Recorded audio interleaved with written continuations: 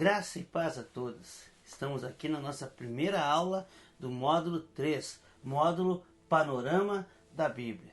Nesse módulo nós vamos tratar na primeira aula sobre um panorama geral da Bíblia, depois trataremos sobre um panorama do Antigo Testamento. Na aula 2 nós trataremos do período intertestamentário, aqueles 400 anos que separam o Antigo Testamento do Novo Testamento. Depois nós vamos explicar melhor como é que é essa separação.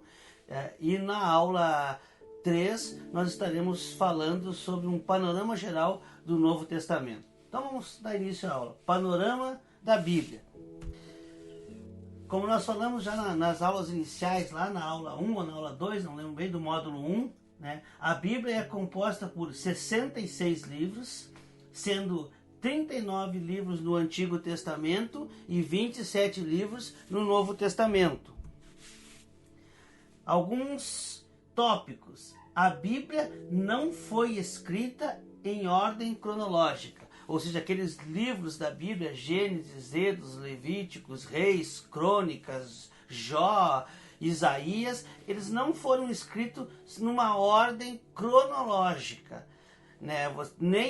Nem os livros em si, né? Alguns livros vieram primeiro que outros, por exemplo, segundo a tradição mais forte, o livro de Jó é um dos primeiros livros escritos, né? Da Bíblia é um dos primeiros livros escritos.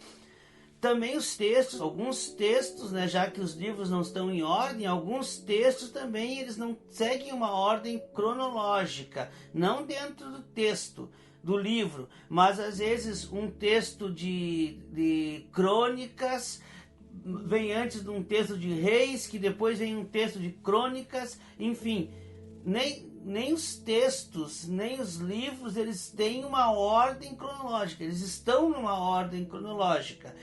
Nós sabemos, nós já falamos sobre isso, que a Bíblia ela foi compilada. Foram textos que, devido à sua autoridade, devido ao seu efeito, seu caráter profético profundo, aceito pelo povo, concretizado, realizado as profecias, eles foram sendo separados. Então, esse é um detalhe. Depois nós vamos tratar disso com mais clareza, mas o interessante é saber, entender agora nesse primeiro momento que a Bíblia não foi escrita numa ordem cronológica. Os livros e alguns textos não estão na ordem em que foram escritos no tempo.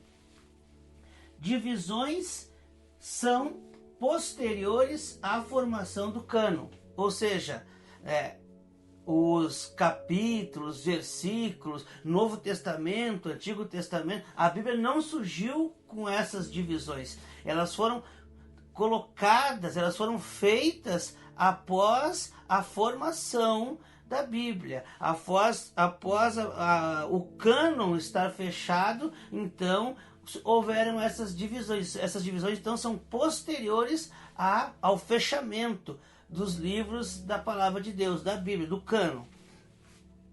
Escritas em hebraico e grego. O Antigo Testamento escrito em hebraico, alguns pequenos trechos, pouquíssimos trechos em aramaico, né, como no livro de Daniel e outros, e né, o Novo Testamento, todo ele escrito em grego. Período intertestamentário entre o Antigo Testamento e o Novo Testamento, o que se chama quando se calou a voz profética de Deus, houveram acontecimentos que marcaram a história do povo de Deus e têm influência e são relevantes os seus estudos para quem está estudando a palavra de Deus. E o que eu coloquei aqui, período intertestamentário, porque né, diz a lenda, não sei se isso é verdade, eu nunca me aprofundei para saber, pode ser, que geralmente no meio da sua Bíblia, entre o Novo Testamento e o Antigo Testamento, há uma folha em branco. E esta folha em branco estaria representando o período intertestamentário, né? Um período de aproximadamente 400 anos. Né? Nós temos o último livro do Antigo Testamento, o livro de Malaquias, e depois entra Mateus no Novo Testamento. Então teria aí uma folha em branco que representaria esse período de aproximadamente 400 anos, conhecido como período intertestamentário.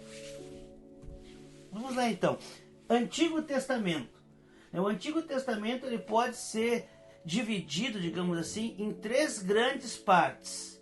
Os seus livros podem ser divididos em 3 grandes partes. Na primeira parte, os livros históricos, livros poéticos ou sapienciais e os livros proféticos. Então essa é a primeira grande divisão do Antigo Testamento. Livros históricos. São 17 os livros históricos. Os livros históricos nós podemos também subdividir em 2 grupos. No chamado Pentateuco, que os judeus chamam de Torá hoje, e no tempo de Jesus e anterior a Jesus era chamado de lei. Jesus várias vezes se refere à lei, aos profetas, então a lei era o Pentateuco, os 5 primeiros livros do Antigo Testamento: Gênesis, Êxodo, Levítico, Número e Deuteronômio. E a outra subdivisão são os livros históricos, são 12 narrativas. São 12 livros que fazem uma narrativa. São Juízes, Josué, Juízes, Ruth, 1 de Samuel, 2 de Samuel, 1 de Reis, 2 de Reis, 1 de Crônicas, 2 de Crônicas, Esdras, Neemias e Esther. Por que você fala 2 de Samuel? Porque é o 2º livro de Samuel. As cartas lá, as cartas de Pedro, por exemplo, é a 2ª de Pedro. Por quê? Porque é a 2ª carta de Pedro. Aqui é 2 de Reis, porque é o 2º livro de Reis.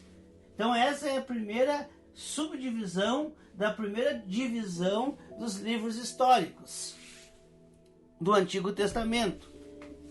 Livros poéticos. São 5 os livros poéticos. Dividimos em 2 grupos também: poesia e sabedoria.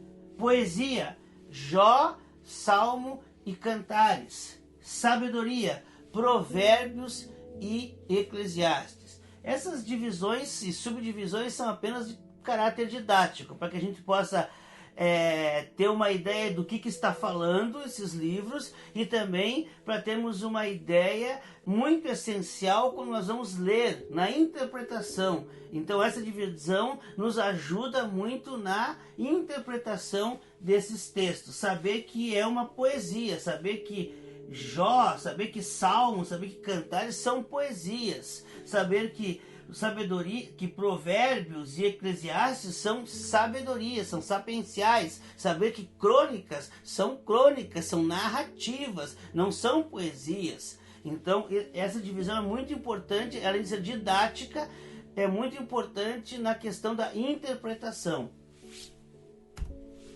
E a terceira divisão, livros proféticos. São 17 os livros proféticos também. Em 2 grupos nós dividimos os menores, 5 e 5 menores. Já aviso, por que maiores e menores? Porque os maiores são os mais importantes? Não, porque os maiores deixaram um conteúdo maior, um volume maior dos seus livros de material. Então é por isso que a obra dos profetas maiores, que são Isaías, Jeremias, Lamentações, é tido também nesse grupo foi escrito por Jeremias e é tido nesse grupo como profético, porque quem escreveu foi Jeremias, o profeta. Então, Lamentações, Ezequiel e Daniel. Se você vai ver, os livros que eles deixaram têm um volume muito maior em comparação aos 12 profetas, que são os demais profetas: Oséias, Joel, Amós, Obadias, Jonas, Miqueias, Naum, Abacuque, Sofonias, Ageu, Zacarias e Malaquias. Então, profeta menores. Se você pegar o livro de Obadias, por exemplo, tem uma folha. Em algumas Bíblias, se a Bíblia é grande, a folha é uma folha, o livro de Obadias. Concomitância. Eu coloquei concomitância no título aqui e depois eu explico por que eu coloquei concomitância. Então, os livros históricos. O que são os livros históricos? Os 17 primeiros livros da Bíblia, que são subdivididos em Pentateuco e narrativas. E livros históricos são narrativas da história. que vai da história da criação até o retorno do exílio. Então, é a história do povo de Deus, como tudo começou e vai depois, Deus vai separando os seus. Então, essa narrativa que vai da criação até o retorno do exílio, desenvolve a história do povo de Deus. Da criação, né? Gênesis 1, lá no Gênesis 1 e 2 nós temos a criação. Gênesis 1, o relato do ponto de vista geológico, podemos dizer assim, da criação, do planeta Terra e tudo que compõe o planeta Terra. Depois, Gênesis 2, o relato da criação já do ponto de vista antropológico, a criação do ser humano. O ser humano é o centro no relato de Gênesis 2. Queda, né? Queda, Adão e Eva, capítulo 3, e por aí vai, né? Noé, aqui nós podíamos colocar no meio entre a queda e Noé o relato de Caim e Abel. Então Noé, Babel, os patriarcas, Abraão, Isaac, Jacó, depois José vai para o Egito, depois as famílias de José também vai para o Egito, Jacó e os seus 11 filhos vão ao Egito, depois então com José entra no Egito, com Moisés sai do Egito, Deus usando Moisés, manifestando seu poder por meio da vida de Moisés, tira o povo, liberta o povo do Egito, da escravidão, e depois quando entram na terra prometida, a conquista da terra prometida, né, com os juízes, Josué conduzindo, liderando o povo, e após Josué, a terra dividida, né, Deus levanta seus juízes. Então, o relato de toda essa história. Depois disso vem o Reino Unido. Por que Reino Unido? Porque não é Inglaterra o Reino Unido. Depois dos juízes, o povo de Deus ali, ele detinha um governo teocrático. Eles não tinham reis, não tinham um governante, porque era Deus que governava. Então eles clamam por um rei, querem ser iguais às outras nações. E Deus já havia antecipado isso. Deus já havia falado que um dia o seu povo desejaria um rei. Então o povo de Deus, o povo que separado ali, deseja um rei. Então o reino é unido. O rei do povo, primeiro Saul, depois Davi, depois Salomão, filho de Davi. Após a morte de Salomão, o que acontece? O reino é dividido. Reino do norte, reino de Israel, capital Samaria. Reino do sul, reino de Judá, capital Jerusalém. Depois do reino dividido, tem os relatos da queda, onde eles são levados ao exílio. Primeiro, a queda de Israel. A Síria leva Israel ao cativeiro, leva Israel ao exílio, domina Israel. Depois, posteriormente, a queda de Judá. Cai o reino de Judá também. O Império Babilônico, Nabucodonosor, invade Jerusalém, toma Judá. E por último, por fim dessa narrativa, temos o retorno do exílio. Né? Aí já sob o domínio da Pérsia, que permite, o rei persa permite que primeiro Zorobabel retorne, depois vem Esdras, vem Neemias, que retornam e reconstroem, começam a reconstruir, reconstrói o templo, reconstrói os muros de Jerusalém, começam a reconstruir a própria cidade de Jerusalém. São poucos os que voltam do exílio, não são muitos que voltam. Quando nós falamos do retorno do exílio, a gente pensa que todo o povo de Israel volta do exílio. Não, 30% mais ou menos, se eu bem me recordo, 30% são os que voltam do exílio. Muitos ficaram por lá, muitos se adaptaram à terra, à vida estrangeira e ficaram por lá. Mas alguns voltam e começam a reconstruir Jerusalém, a cidade, a morada de Deus. Eu coloquei aqui entre parênteses porque é interessante que no meio dessas narrativas entram livros assim de uma forma como que rompendo na história. No final dos Juízes ali, você vai ver que entra o livro de Ruth. Assim, parece que do nada vem aquela narrativa da vida de Ruth, o livro de Ruth. E aqui no final também, no final da narrativa da volta do exílio de Esdras, Neemias, vem um livro de Esther, né, que também é uma narrativa, parece que isolada no meio desses acontecimentos. mas são livros, né, muito interessantes, são algo assim que tem muito a nos dizer. Mas depois nós vamos falar sobre isso. Eu só coloquei esses parênteses aqui para que a gente percebesse. Se você olhar, você vai ver, quando você lê a palavra, você vê que esses livros eles caem assim, meio que parece que fora do contexto, mas fazem parte do contexto sim, quando se conhece a história de Israel. Livros poéticos, né? Os livros poéticos expressam os sentimentos e as emoções daquele povo, do povo de Deus. E também a sabedoria, né? Refletem, falam sobre as adversidades, as diversas situações que Davi viveu, por exemplo, estão relatadas nos Salmos. Então, os Salmos, os livros poéticos, sapienciais, de sabedoria, eles relatam isso, né? Relatam as diversas situações que Davi viveu, por exemplo, são relatadas ali. Na infância de Davi, ele faz salmos, né? O adultério, o pecado de Davi, o que ele sofreu com o pecado, o que o pecado fez nele, né? Consumir-lhe os ossos. Então, tudo isso é relatado nos salmos, então expressando os sentimentos e as emoções.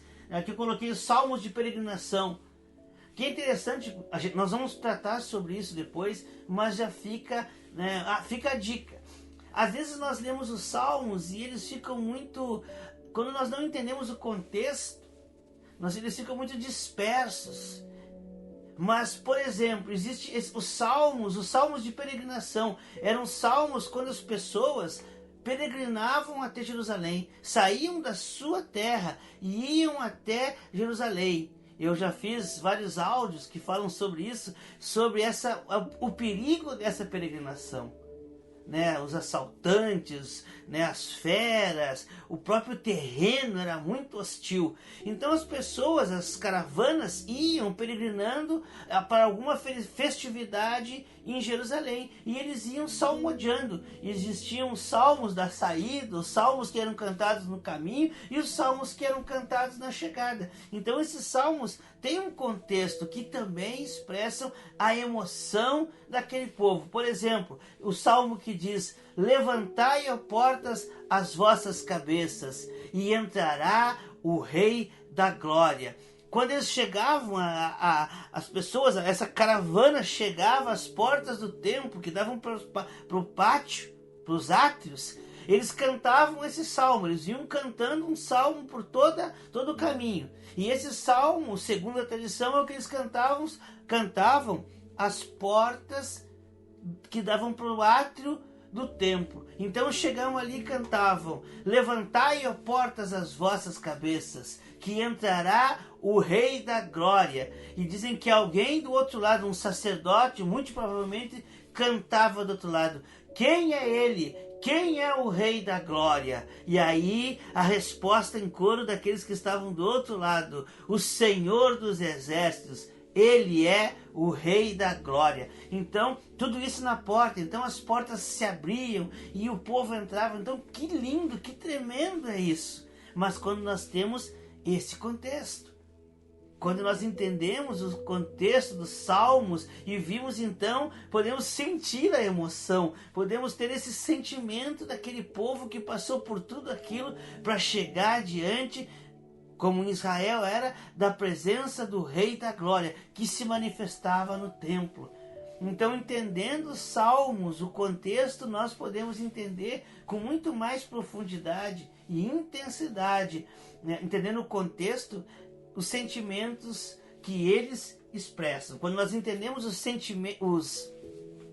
quando nós entendemos o contexto, nós entendemos com muito mais intensidade as emoções e os sentimentos que eles estão transmitindo, né? Sabedoria popular também, ali nos livros poéticos, né?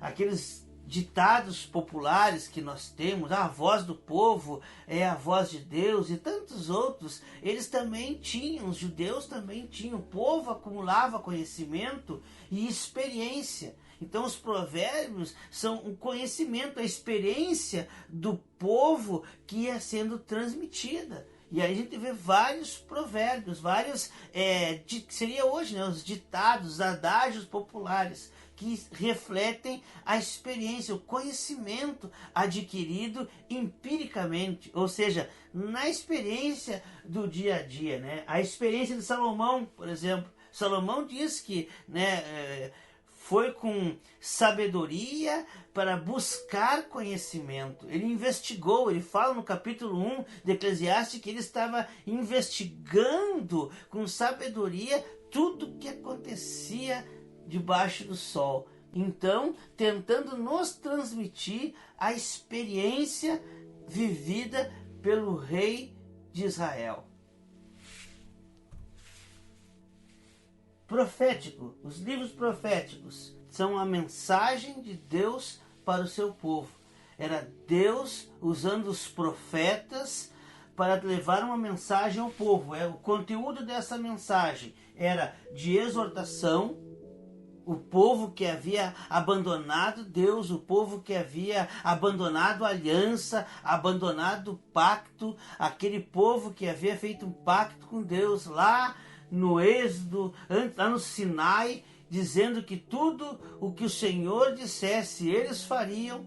Então esse povo começa agora a fazer tudo aquilo que Deus não havia dito, ou tudo aquilo que Deus disse que não era para fazer. Aquele povo começa a seguir outros deuses, começa a fazer sacrifícios a outros deuses. Então Deus traz por meio dos profetas uma mensagem de exortação ao seu povo, de chamado ao seu povo, chamando esse povo ao arrependimento, fazendo por meio da exortação, mostrando ao povo o que ele estava fazendo de errado, o que ele estava fazendo que era abominável a Deus, mas também chamando esse povo, chamando ao arrependimento, chamando de volta à presença de Deus. Também era dando orientações ao povo, como o povo devia proceder, como o povo devia se comportar entre os demais povos, trazendo também uma mensagem de salvação, ao seu povo. Isaías escreve a mensagem de Deus dizendo: se crerdes e me ouvires, comereis o melhor dessa terra. E Jeremias escreve: eu é que sei que pensamento tenho a respeito de vós, diz o Senhor, pensamento de paz e não de mal, para vos dar o fim que desejais. Então passareis a orar a mim, e eu vos ouvirei. Serei achado de vós, e sararei a vossa terra. Mensagem de esperança, mensagem de salvação. Então esse é o conteúdo, né, dos livros proféticos. A mensagem de Deus para o seu povo, conforme eles viviam naquela época. E por fim, né, eu vou explicar, eu coloquei concomitância, né, nesses últimos títulos, e eu vou explicar por que eu coloquei concomitância, porque eu demorei para entender isso, sabe? Eu demorei para entender que os livros históricos, os livros poéticos e os proféticos, eles não são numa sequência linear, como se, né, fosse toda uma história, e depois da história desse povo, aí viessem poesias, e depois que as poesias terminassem, aí então vem as profecias, como fosse uma linha cronológica linear. Eu demorei para entender que existe uma história, né, os livros históricos, os 17 primeiros livros do Antigo Testamento, né, os livros históricos relatam a história do povo, a história de um povo, do povo de Deus. Mas esse povo tem sentimentos. Esse é um povo que tem emoções, que tem vivência, que tem experiência, que tem sabedoria. E para esse povo que tem uma história, e esse povo que tem sentimentos, Deus enviava a sua mensagem. Deus enviava a mensagem para esse povo. Isso não acontecia separadamente. O povo vivia sem emoções, sem sentimentos e sem mensagem de Deus. De repente, entram as emoções. Esse povo passa a ter emoções, sentimentos, experiências, e depois disso, então, vem a mensagem de Deus. Não, isso acontece concomitantemente. E é uma história de um povo, o povo de Deus, o povo separado por Deus, a nação santa, eleita, escolhida por Deus, e esse povo tem emoções, sentimentos e experiências. E Deus fala a esse povo, e Deus envia sua mensagem a esse povo.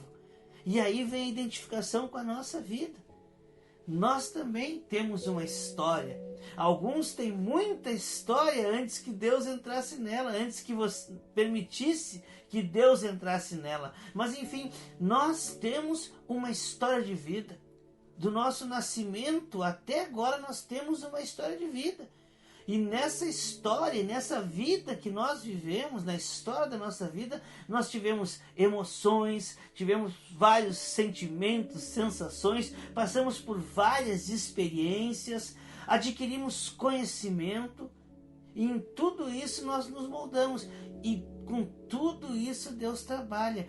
Para tudo isso Deus tem uma mensagem para a nossa vida. Deus conhece a nossa história e Deus conhece os nossos sentimentos e nossas emoções, e Deus sabe o que nós sabemos. Ele nos conhece, Ele conhece o nosso pensamento. Antes que hajam palavras na nossa boca, Deus já sabe. Então, como é interessante isso, como a palavra é viva, é tremenda. Deus revelando na sua palavra que o seu povo, Ele conhece a história do seu povo, Ele conhece os sentimentos e as emoções e a sabedoria, o conhecimento do seu povo. E Ele tem uma mensagem para esse povo, assim como tem para nós. Assim como Ele conhece a nossa história, conhece os nossos sentimentos, as nossas emoções e as nossas experiências. E também tem uma mensagem para nós. Que tremenda é a palavra de Deus. Como é lindo estudar a palavra de Deus, como é lindo e nos traz vida conhecermos a palavra de Deus. Que Deus nos abençoe, que Deus nos capacite cada vez mais a compreendermos, a nos aprofundarmos no conhecimento da sua palavra, porque isso nos sustenta, isso nos traz vida. Na nossa próxima aula, nosso próximo encontro, na aula 2 do módulo 3, do panorama da Bíblia, nós estaremos falando sobre o período intertestamentário, naqueles aproximadamente 400 anos que separam o Antigo Testamento do Novo Testamento, certo? Até lá então, até o próximo encontro, e que Deus nos abençoe.